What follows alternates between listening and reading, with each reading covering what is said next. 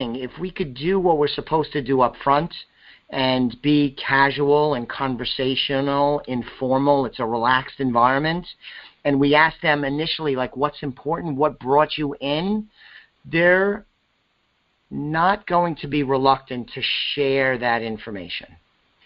But it does happen. And then again, this is another one of those art over science kind of situations. Candidly, we're sizing up the people we're meeting with to see if they would be a good fit for us as much as we're trying to audition to become their financial planners. We do not take anyone. And it's not that we're so elite or so special. I don't mean it that way. But you can't be all things to all people. The way that we do things is our way, and it works for a lot of people, but not all people. I think I'm good at what I do, and I'm a likable guy, and most people appreciate my approach, but not everybody, and I'm okay with that. So if I think that the person is just being difficult, I may try and end the meeting prematurely and just part ways as friends and not try and hammer away at something that may not be a good fit. More likely, though, I'm going to be curious because they're there for a reason. And if they're reluctant, I will try and use the Socratic method, which is asking open-ended questions, which I do throughout the fact find and the conversation anyway, to try and figure out what their reluctance is.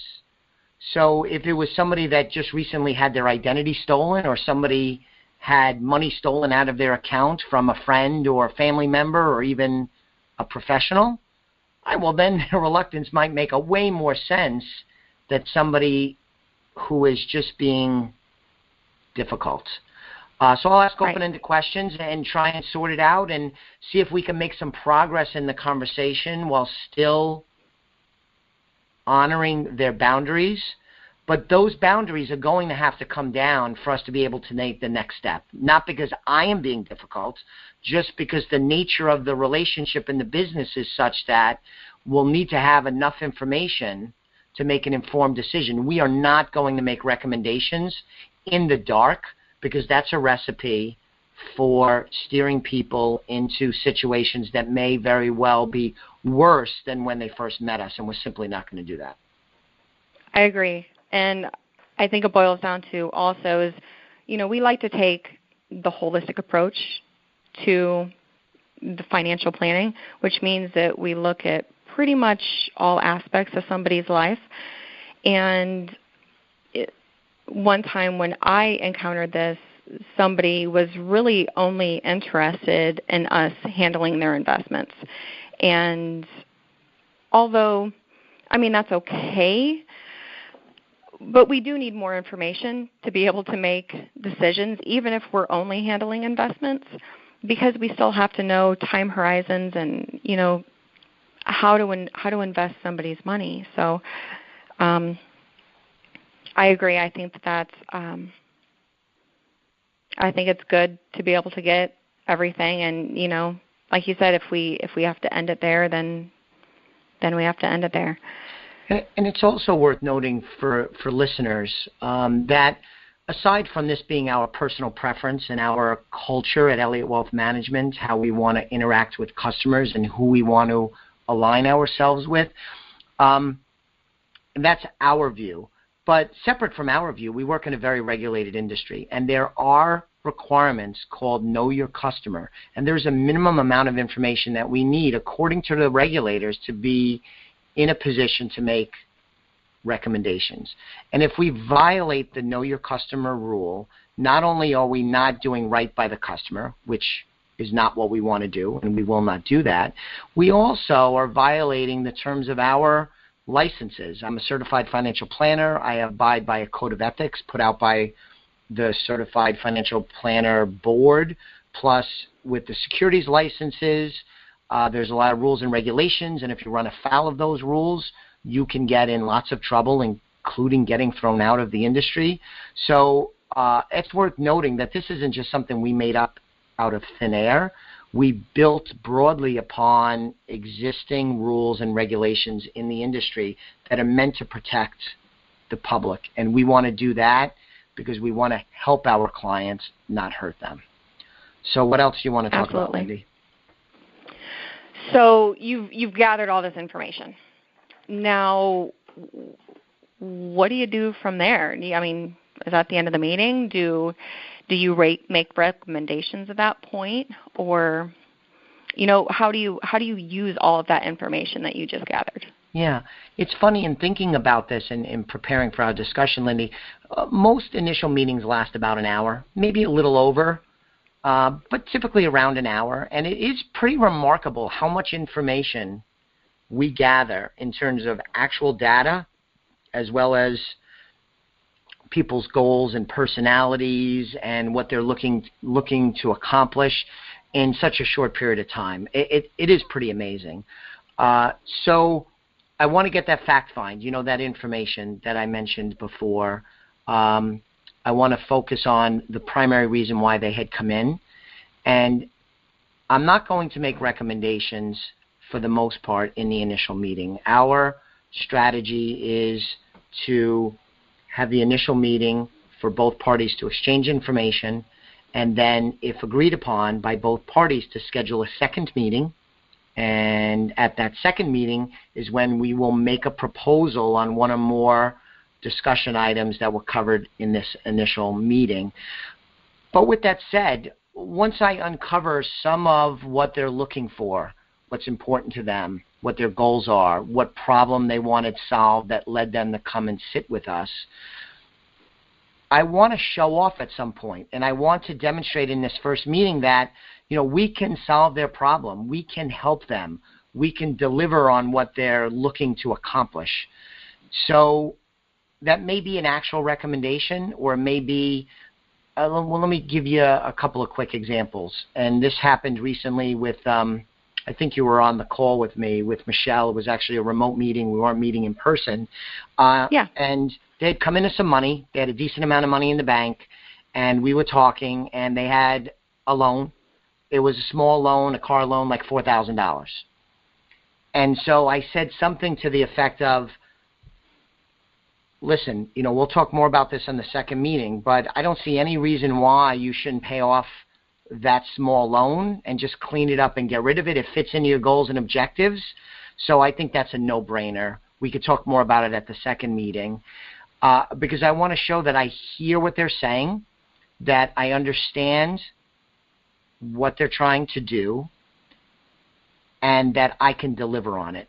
I don't want them to leave that first meeting, Lindy, without having gotten something, some type of sense that I'm technically skilled, I understand what they are looking for, and then I could deliver it. Am I going to give a 10-point proposal like I might on the second meeting? No. Am I going to talk about some investment allocation strategy? No. But I am going to I'm going to use the term show off a bit and talk in a way that I could demonstrate that we're technically skilled and I hear what they're saying. And that would increase the chances that they want to schedule a meeting and that they'll feel optimism going into that second meeting that we're going to be able to deliver a good proposal that'll help them achieve their financial goals. That makes sense. So how do you end the meeting? At some point, and we don't clock watch, so if the meeting runs over or runs short, that's okay. We have as much time. We schedule a lot of meetings, but we always leave time because this is incredibly important. But you don't want this to go on for 3 hours because that typically is not going to be good for either party. So at some point in the latter stages of the meeting, when I've collected my data and I feel like we've had a good exchange of information and that things have been open, and I feel like I would be interested in meeting with them a second time, and I feel that they would also be interested, I'm going to say something along the lines of, listen, what I would like to do, let's say, Lindy, you pretend to be the client. Lindy, what I would like to do is, take this information, reflect on our conversation. I want to go through my notes, and what I would like to do is schedule a second meeting with you now so that when you come back, I will be prepared to make some recommendations on some of the things we talked about, and I'll name them specifically: retirement planning, college funding, generating income, reducing risk, getting more and better customer service, whatever it is. I'll reference some of the things that were talked about and schedule the second meeting right there and then for them to come back. And then in that interim period, typically you and I, Lindy, we'll work on it together, going through the notes and putting together the proposal for the second meeting. So that's what I'll do. I'm going to assume that they want to meet it the second time. It's going to be very rare that I get to the end of the meeting and say, listen, I'd like us to schedule a meeting, and they say, I don't want to meet you. Because you had this open conversation beforehand, you should know where you stand at this point. More often than not, we're ready to schedule the second meeting. Good. So the meeting's done. We get together. We work on the proposal. A lot of times we're doing, investment analysis and sometimes kind of looking at where they're at, income-wise and stuff, and getting together usually a list of stuff for them to work on. Yes. So we get into the second meeting, and we work on presenting that to them. What are some different ways that you present that to people to open them up and get some acceptance? Sure. Before I answer that, let me just double back to something. At the point where I'm scheduling a second meeting, I want to reinforce much of what was reinforced in the early stages when we scheduled the first meeting, the initial meeting, as well as the early stages of the initial meeting. Say, listen, when you come back, we're going to lay out our proposal. If you're ready to move ahead, we'll have all the paperwork ready, and we could do that. Or you may want to take it home and think about it. That's okay. You don't have to decide anything on the second meeting, because again, I want the second meeting. It's still going to be, it'll be a little more formal because we're going to make specific recommendations, and we're going to get into a little bit more of the weeds on, we think you should do X, Y, and Z.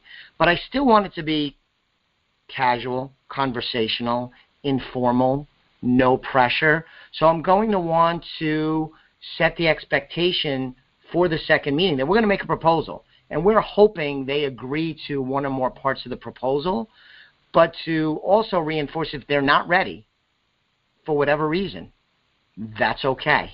We're in no rush. We'll go as slow or as fast as they want to do so that they don't feel uncomfortable that the second meeting they're going to end up in one of these 70s style sales meeting that is high pressure, beat you over the head to get you to say yes, because that's not what we're all about at any point in the business relationship. So I think that was worth mentioning. In terms of your question, what I will do, and you do this as well, is I'm going to redo my notes. Because the conversation, I may have taken different notes kind of out of order, but I'm going to take time after the meeting and rewrite my notes and reflect on the conversation. Some things I may not have even written down that I'm going to recall and get everything down on paper. I am, again, a little old-fashioned. This is typically going to be on a yellow legal pad paper. And then from there, we'll put together the early stages of the proposal.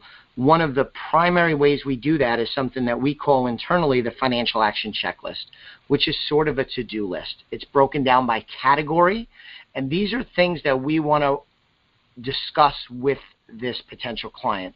Some of them are recommendations, but others are things that we want to suggest get researched or things to consider. So let me talk about some of the categories. One category is financial planning. An example of that is to construct a net worth statement, to come up with a budget, to do a retirement needs analysis. Those are some examples of what might fall under the financial planning section of the financial action checklist. Another is income tax planning. It might be to do an income tax projection for the current year, might be something like consider maximizing your 401k contributions or your retirement plan contributions. And sometimes it might be consult with your CPA on such and such. We might not be in a position, Lindy, to make a recommendation. So on the financial action checklist, the to-do item is to have a consultation with their tax professional. we'll do one on estate plan.